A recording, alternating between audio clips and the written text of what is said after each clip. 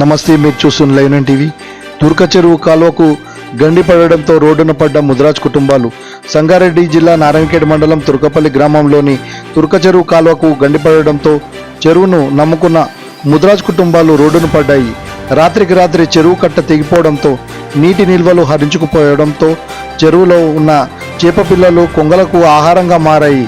లక్షలు పోసి సుదూర ప్రాంతాల నుండి తెచ్చిన చేపపిల్ల విత్తనాలను కొంగలు ఆహారంగా మారడంతో దిక్కుతోచని పరిస్థితుల్లో ముదిరాజ్ కుటుంబాలు ఇరిగేషన్ అధికారులకు పలుమార్లు ఫిర్యాదు చేసినా స్పందించకపోవడంతో మత్స్యకారులు తీవ్ర ఆగ్రహానికి గురయ్యారు. ఇకనైనా ఇరిగేషన్ అధికారులు స్పందించి తక్షణం మరమ్మతులు చేయాలని తుర్కపల్లి ముదిరాజ్ మత్స్యకారులు డిమాండ్ చేస్తున్నారు.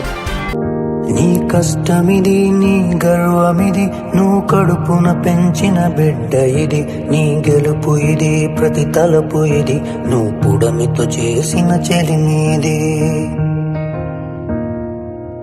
వ్యవసాయమనే నీ సాయముతో పులకరించి. ఈ వీడియో కనుక మీకు నచ్చినట్టయితే లైక్ చేయండి, సబ్స్క్రైబ్ చేయండి, షేర్ చేయండి, గంట సింబల్పై క్లిక్ చేయండి.